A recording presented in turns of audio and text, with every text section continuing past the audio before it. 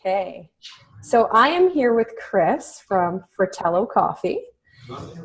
Thanks for joining me today, Chris. You're welcome. Can you hear me okay? I sure can. I'm really excited to hear more about your guys' company and, of course, share how you guys are out there making great impact in the market. Do you mind just starting off by telling us a little bit more about your company, what you guys do, and what makes you different? As soon as you said that. Well, we're this is a second generation family business. My parents actually started the company back in coffee in the 70s, started roasting in the 80s. Okay. And I think what's unique is this crazy family. All three of my brothers and my parents have been in this coffee business it's all we've ever done for 30 plus years. And so I think what's unique about us is and what I think we're known for is just a passion not only for the product, but a passion in the people involved in this industry, both the people who work at our company, but also those who buy our products. We're just really enthusiastic about finding ways to help other people succeed in this industry. Again, whether they work for us or whether they're customers of ours. So increasing coffee awareness and great excellence in preparation, telling the stories of where our coffee comes from origin. We're just, I think we're advocates in the coffee industry, and we've been passionately trying to elevate coffee culture in the city for a really, really long time. Which is fantastic. So it sounds like you must have gotten started in the family business pretty early on then, because it would have been just part of growing up. I've got pictures. Yeah, no, I've got a picture. 14 years old. My dad bought an old roaster from Europe, and my job with a toothbrush was to use some terrible chemical to clean this thing. I remember coughing. Yeah, that's all I've ever done, literally since little boys. Okay, very cool. Is there something that you would say, I know you listed a bunch of things that you guys are doing differently, but is there one thing that if you were to say, that's what makes us remarkable, that's what makes us different, is there one thing that you would say?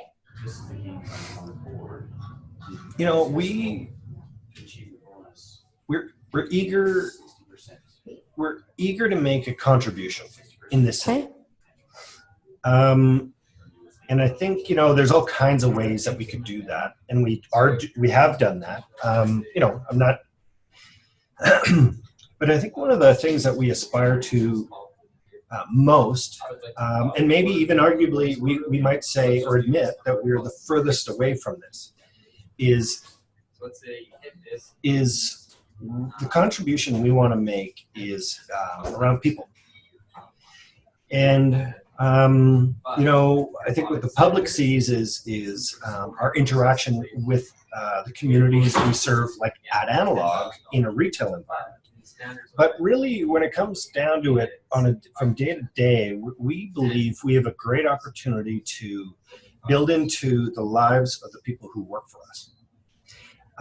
To help them in their journey, and both professionally and personally, cultivating our people to do better in this business, but just to excel in their job and in their lives. So I think that's a huge, ambitious thing. We just believe that, we take care of our people, that they'll help us take care of our business and our customers. So this is something we are putting increasing energies in. Okay, that makes sense. So over the course of your career in this business, I'm sure there were a lot of lessons learned. Was there a big aha moment for you at all that we might be able to learn from? Are we talking about just business in general? Yeah, business in general, or even in your industry that you went, oh man, that just really clicked for me. I've been doing this since I was 19, and I'm 21 right now. You and me both, my friend. Yeah. I'm 46 or 45. And so I've been doing this a long time. And the learnings come regularly. Some of them are fun. A lot of them are not at all fun. Okay. And so we've I think one of the biggest lessons for us and for me is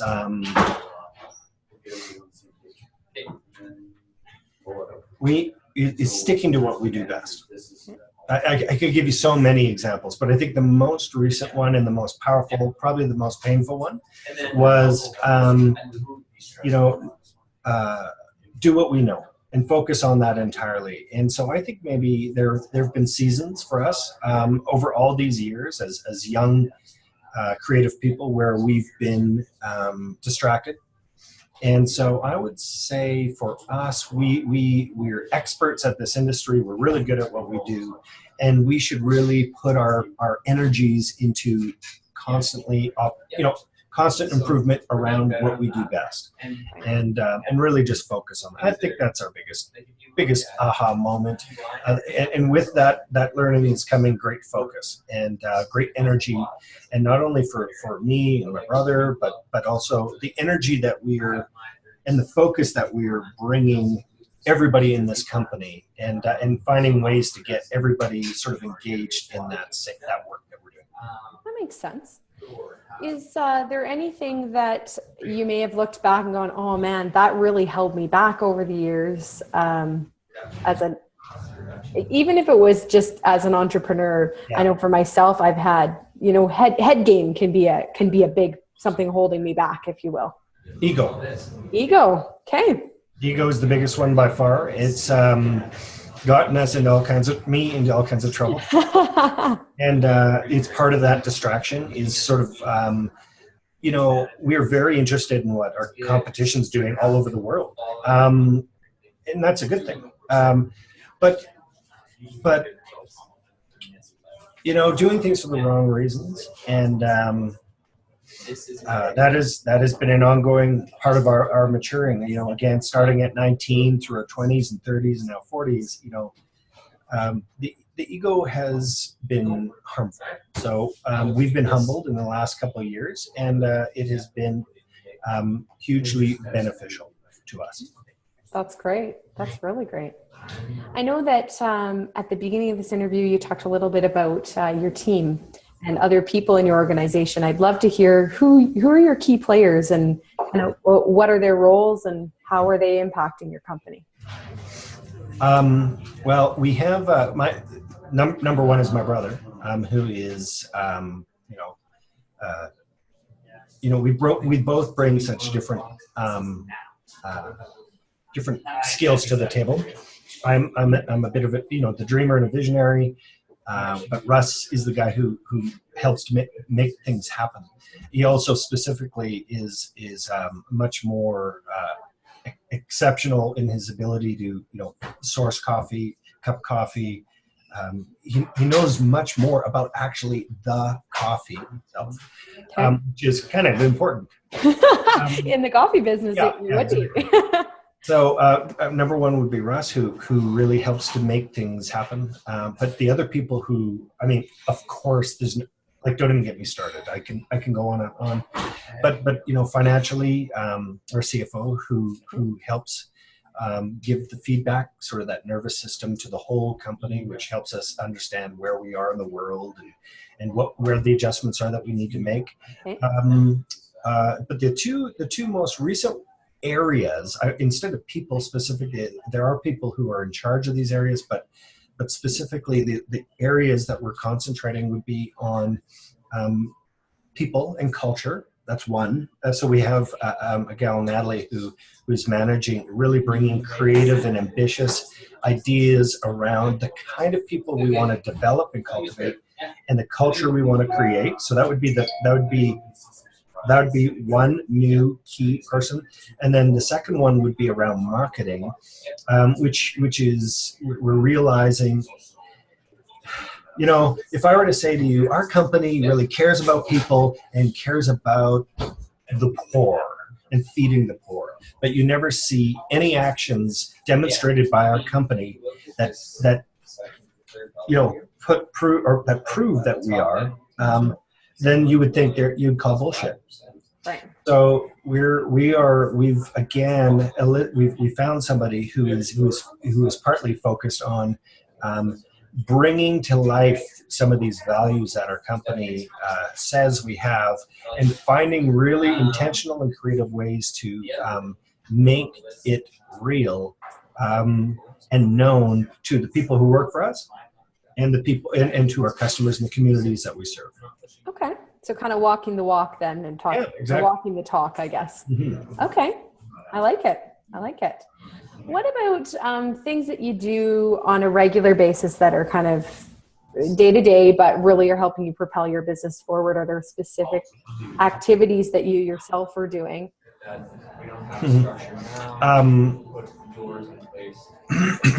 I have been spending a lot of time, unlike any time in the past, deciding and thinking about and trying to imagine what the hell we want.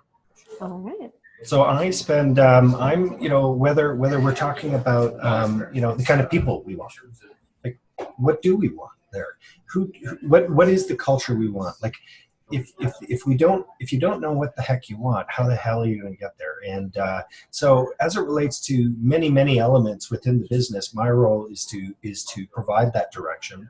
And so I find myself sort of reflecting on, maybe more idealistically, but trying to visualize the kind of company we want, not just, speaking about coffee quality and the number of locations, but the quality of the way. It's not only what we want to achieve, but it's the way we want to go about achieving those, the way we do it, right? So the culture. That makes sense. We always, at Bottomline, we always say that brand is what people say about you when you're not in the room. And so that makes perfect sense that you're really focusing in on your brand. Yeah. Wonderful. Is there anything that over the years you've said is or a person that's been your biggest inspiration? It's good. We'll get this up to the managers, but that'll definitely get that's really interesting. I don't know if we're on a timetable here with this. Sorry, I'm reflecting. I think that's a kind of a cool question. Okay, cool. That's it. Perfect. Thanks. I might have to pass on that one. Not a problem. Good question. I like it.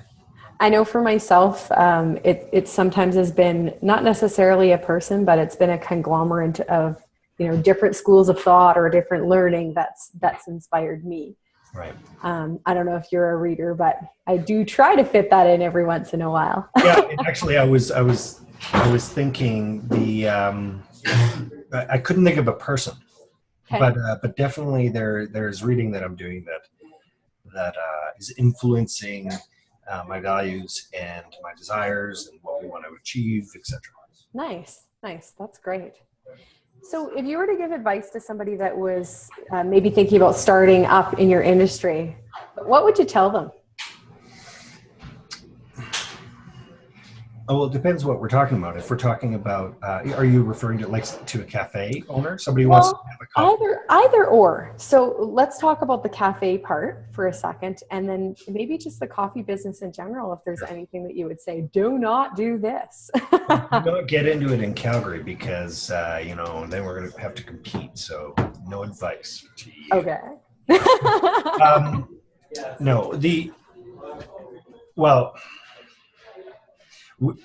For 30 years, literally, our company has specifically been helping independent entrepreneurs get into this business. That is literally what we do all the time. Helping restaurants get into better quality coffee, or airlines, or whatever, right? But specifically, for 30 years, we've helped hundreds and hundreds of people literally get into the coffee business.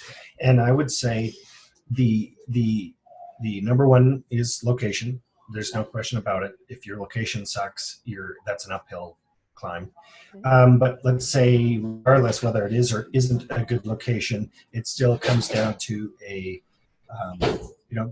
Great process and well thought through process and system. So the whole operation just needs to be well thought through and well orchestrated, because there's a lot of people. Unless you want to have it really small where you're doing all the work yourself, you need to put the time into developing the processes for training and development of people and defining what good hospitality looks like. Those are often the things that are overlooked. And yes, the style and design of your cafe needs to be cool and your logo, but I mean, really, for there to be ongoing success, you need good process. Right. That's great advice, and I couldn't agree more. I know that's reflected a lot in my own business. Systems and processes are where it's at. What about where you guys have plans in the future? Where do you see your company, in 5 years, 10 years? Yeah. We have a business plan specifically, which lays out, the plan calls for 4 new cafes per year. Okay. And for the next 5 years. So we're planning to continue to concentrate in Calgary. I think there's tons of great opportunity in new communities that are developing, either being built or being sort of reinvigorated in Calgary. I think also there's opportunity for us, just in our when I say hometown, our hometown or a territory that we're focusing on would be sort of central Canada. So everything from like Kelowna to Winnipeg, and from sort of top to bottom there. And so we plan on focusing, also doing some expansion into Edmonton and Kelowna are some areas we're interested in. Okay, that's exciting. Well, I can't wait to hear in a few years where things are sitting and thank you. How it all goes. Well, thank you very much for taking the time to chat with me today, and I'm really excited to be sharing your guys' story. So thank you again. All right. Do you want